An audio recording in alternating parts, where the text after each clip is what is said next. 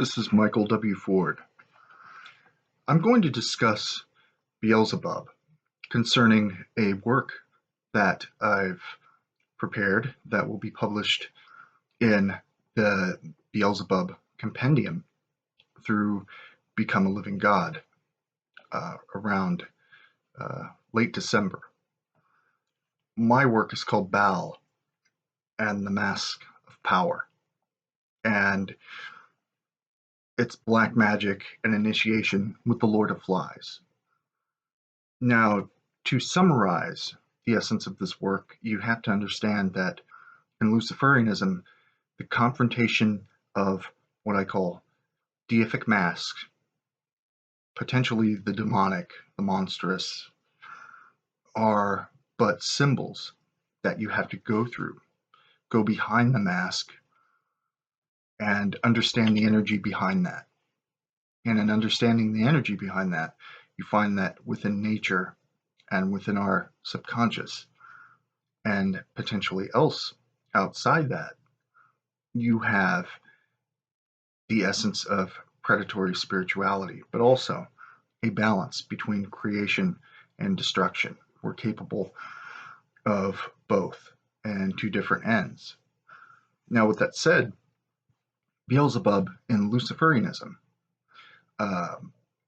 has an actually potentially great history and symbol in that of the adversary, in that potentially it represents the Lord of Flies.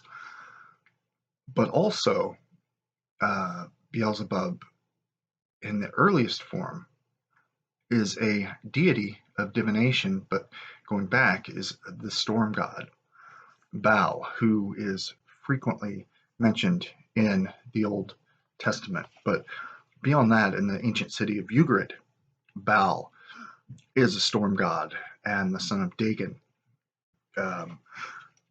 So in Baal and the Mask of Power, my focus is outlining, in a different extent than what I did in Dragon of the Two Flames, the names and associated powers historically with Beelzebub, defining Syncretism and how different deities and different masks of power are united over time, essentially early chaos magic in that sense.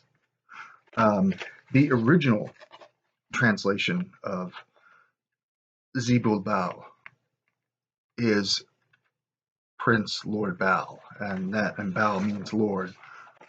Baal Hadad, the storm god, was called the mightiest Lord, the bellowing or roaring one, and is throughout the ancient Near East.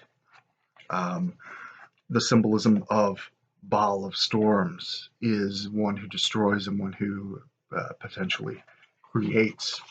There are both. Now, in some works that I have coming up based on the Testament of Solomon and others, there's a tie together with Beelzebub, and one of his titles in early 1st century to 6th century AD is, and mentioned in incantation text, is Beelzebub, and he's also called the exarch of demons, and that is the ruler or archon of demons. Also, archonti ton daemonion, which is Beelzebub, prince, ruler of the demons. Now, as Lord of the dwelling, which is referred to as the house of evil spirits. Evil spirits are not necessarily malicious entirely, but they're contrary to the Judeo-Christian structure, the cosmology. So outside of that, a daemon, which is very ambivalent, not one or the other, can embrace both. Now, in early Christianity, Beelzebub really took on more of a demonic form and name of Satan, the adversary. And we find that the various works like the Gospel of Nicodemus, which was a 5th century Christian writer, associates with Satan as Beelzebub and being the ruler of hell, Prince Satan.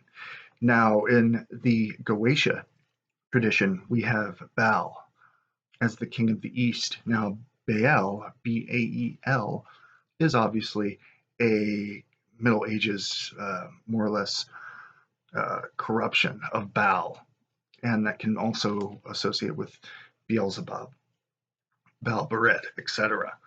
Now, the king of the East, Baal, is closely identified with Beelzebub in a slightly different form. And the different forms taken shows the syncretic protein nature of the Lord of Flies, who represents, for the Luciferian, the Black Magician, initiation, the power of your daemon, your personal daemon, connecting to that and utilizing it, not worshiping anything outside of yourself, but strengthening, exalting, and sharpening the perception between yourself and the daemon. An interesting point that I put in this article is something that I haven't touched on before, but in research has become clear, and I wanted to point it out, and that is Christianity and the cross as a sign of ritual pollution. Now, in a lot of lore, you hear about if they have a cross, it makes demons flee, and they're scared of that, vampires, witches, etc. But actually has nothing to do with fear. It's ritual pollution. A lot of pagans, when Christians would bring their cross, because it's a symbol of death entirely, the ancient gods and spirits, daemons, would find it offensive, and their presence would not tolerate a sign of death in that sense. There's more in that article on that. And then we go into the night side sphere of Chokmah in Kabbalah, or Qliphoth, which is Ogiel and Beelzebub as the exarch of that sphere, and how to establish ritual meditation to enter those spheres and work with that sphere specifically. Now, divination is also a big part of Beelzebub, and there's a sigil of utilization that I've created over time and have utilized that calls for that. Also using the tarot going back to 2007 with the Luciferian tarot. Beelzebub is shown in a form of swarming flies around a Elizabethan aged black magician, ceremonial magician. A hymn to Beelzebub as the Lord of the lofty habitation, and then as the Lord of Flies are hallmarks in this sorceress work.